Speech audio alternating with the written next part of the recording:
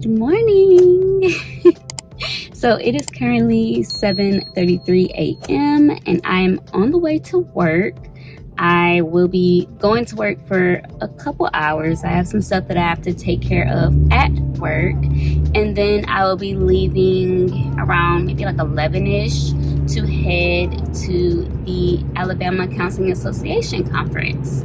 So I'm so excited, y'all. This is my first year ever attending the conference and my mom is coming.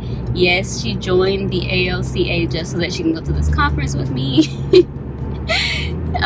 So we are about to have a great time. I'm excited to see who all is there. Like, I was looking at the attendee list on the app and I've already seen some people. I was like, I did not know they were counselors. So I'm really excited.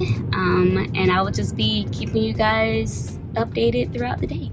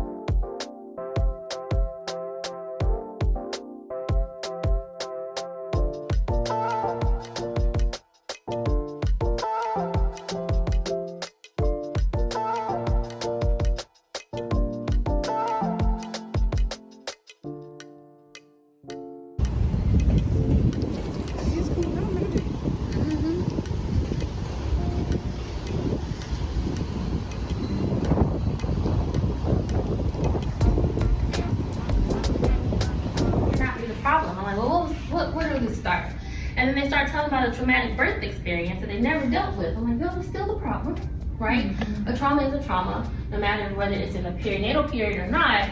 We know how traumas work, and we know that they don't just disappear. And so this is the same concept. And so having that ability to explain to them what maternal mental health is and how it affects them. So the maternal mortality rates. Mental health conditions include death, suicide, overdose, and poisoning. Typically related to like overdosing of like the substances. There have been some where like it's just like intimate partner violence, and that leads to poisoning as well. So it covers a full range of things. Are we glitching? Yes. Okay, if y'all got glasses, I hope you brought them because we might be looking at a laptop in a minute. But this shows the rate of maternal death in the United States. So, okay, the evaluations.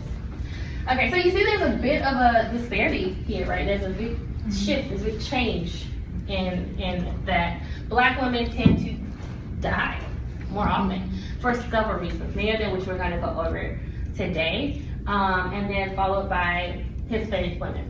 Okay, they're going to be the most affected by the maternal mortality rate. Good terms to use when it comes to our kids. And it really depends on what we're talking about, how we describe them. Some of the positive things I've heard is like strong will, but that can also be described as being hard-headed. Some people may say, oh, they're really independent. And other person say, you know what, they so fine, they just do what they want to do. So sometimes it's also about like how we perceive it, might not really be their intentions. Sometimes kids are described as bold, energetic, passionate, determined, laid back, quiet, or resilient. Other times they can be described as disrespectful, lazy, hyperactive, emotional, guarded, or misguided. And the truth is, it really depends on who's looking at their behavior, and if they understand like the purpose or the reason for the behavior that they're exhibiting. So, it says Black youth in the United States experience significant illness, poverty, and discrimination. So these issues put them at higher risk of suicide, depression, and other mental health problems.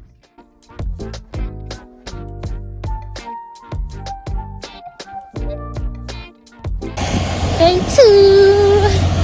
Day 2. Yeah.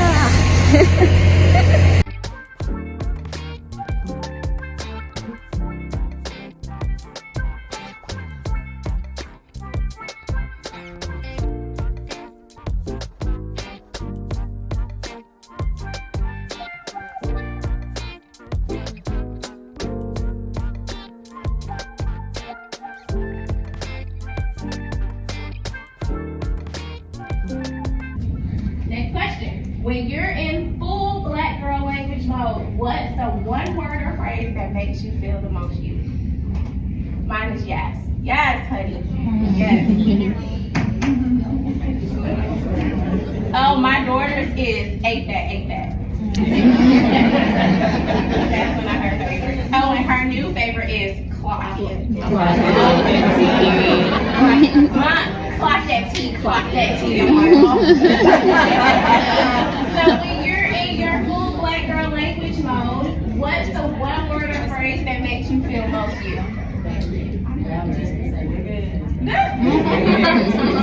What else you got? Anybody else, what's your favorite? Period.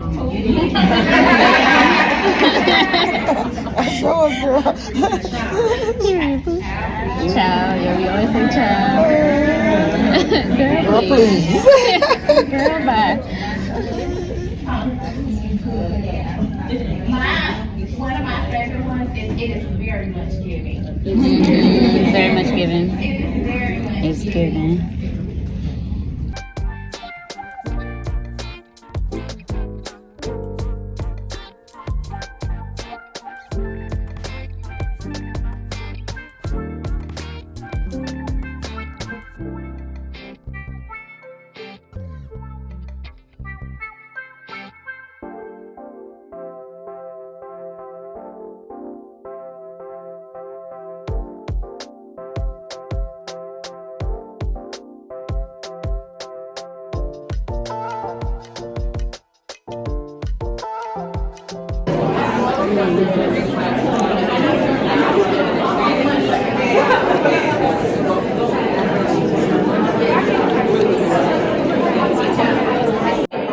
Y'all, this has been so great.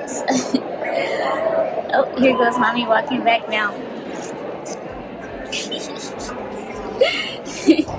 So we did the morning session and it was on like black women and how we talk to each other and how we use our language to express ourselves in our own cultural settings, as well as like code switching for like other cultural settings. And then mom and I went and got some lunch. We walked to Dreamland, got us some barbecue, and now we are back at the hotel and we're just waiting for the 1:30 session to start. It's going to be on like how to work with neurodivergent teens. So I think that was going to be really interesting. But yes, we're having a great time. She's loving her counselor experience, living her best counselor life. Bye.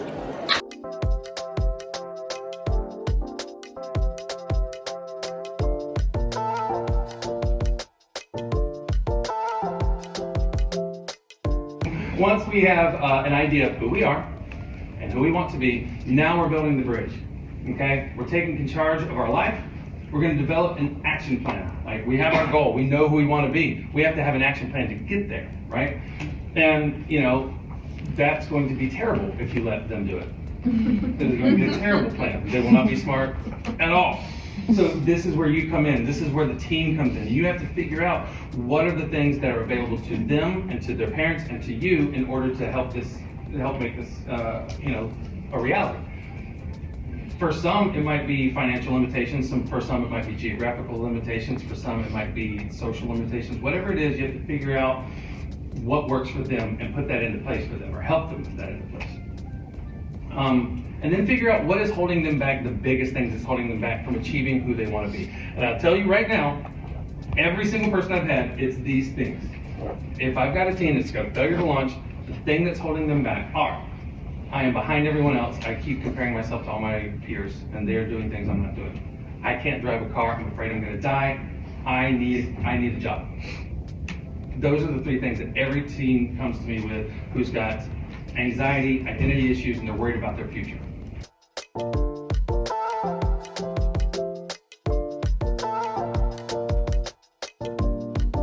Leadership modeling work-life balance. So leaders set the tone. When they prioritize their own mental health, it allows their team to do the same.